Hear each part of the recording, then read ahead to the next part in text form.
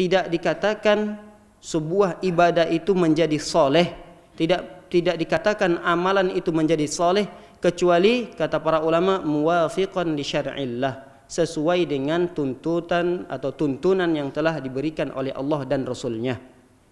Jadi tidak dikatakan amalan kita sekarang yang kita lakukan ini itu bernilai pahala, tidak menjadi amalan soleh kecuali amalan yang kita lakukan itu sesuai dengan perintah dan tuntunan yang telah diajarkan oleh Rasulullah sallallahu alaihi wasallam. Makanya dua hal ini kata para ulama satu kesatuan yang tidak mungkin bisa dipisahkan ketika kita ingin beribadah. Yang pertama adalah ikhlas, yang kedua adalah mutaba'ah. Mutaba'ah itu dalam bahasa kita adalah mengikuti contoh yang telah diajarkan oleh Rasulullah sallallahu alaihi wasallam. Nah, dua hal ini, dua syarat ini, inilah yang menyebabkan amalan yang kita lakukan menjadi amalan soleh. Dan dia tidak bisa dipisahkan di dalam beramal soleh. Ketika kita beramal soleh, kita hanya ikhlas saja, murni amalan itu kita lakukan karena Allah Subhanahu wa taala, tapi tuntunannya tidak ada. Perintahnya tidak ada dari Allah dan dari Rasulullah sallallahu alaihi wasallam. Maka sama saja ibadah tersebut tidak diterima di sisi Allah Subhanahu wa taala. Dan ini dikuatkan oleh Allah Subhanahu wa taala dalam surah Al-Bayyinah.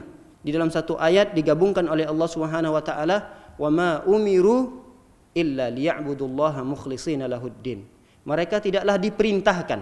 Lihat, yang pertama sekali dalam beribadah adalah mereka tidaklah diperintahkan kecuali untuk beribadah kepada Allah. Berarti harus ada perintahnya.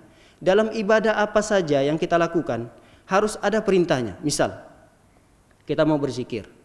Zikir yang kita ucapkan, zikir yang kita lantunkan, yang keluar dari lidah kita, apakah bersumber dari hadis? Apakah bersumber dari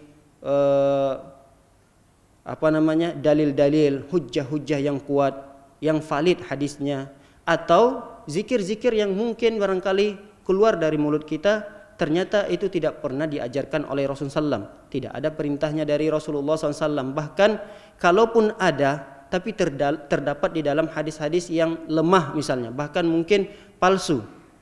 Makanya ada orang yang sebagian saudara-saudara kita yang mereka mungkin mengamalkan salawat-salawat. Salawat A, salawat B, salawat C. Salawat-salawat itu ternyata kalau dicari, diteliti kembali di dalam kitab-kitab para ulama, kitab-kitab hadis, Sahih Bukhari, Sahih Muslim, Sunan Ibnu Majah, Sunan An-Nasa'i dan seterusnya, ternyata salawat-salawat itu tidak ada. Namun mereka berkeyakinan apabila salawat ini dibacakan, maka pahalanya sekian, dia akan diselamatkan dari api neraka Allah, mereka akan dimasukkan ke dalam surga. Ini kan kalau seperti ini kalimat-kalimatnya, seolah-olah itu seperti hadis. Tapi kalau kita cari, tidak ada satupun di dalam kitab-kitab hadis menjelaskan tentang keutamaan-keutamaan selawat tersebut. Maka para hadirin dimuliakan oleh Allah SWT, alangkah lebih pintarnya, lebih cerdasnya kita jika di dalam beribadah kita harus kritis, kita harus banyak bertanya. Pak Ustadz, ini amalan zikir A, zikir B, salawat A, salawat B, saya mau mengamalkannya. Kelihatannya keutamaannya sangat besar sekali. Bolehkah saya tahu, adakah dasar, landasan, alasan, mungkin satu atau dua hadis yang menjelaskan tentang keutamaan salawat ini atau zikir ini? Jika kata ustadznya, kata kiainya, atau kata syekhnya, atau kata ulamanya, oh ada hadisnya ini. Ustadz, kira-kira hadisnya kalau dilihat kembali apakah hadisnya sahih atau tidak? Ternyata sahih. Kata para ulama A, B, C, sahih hadisnya. Maka silahkan.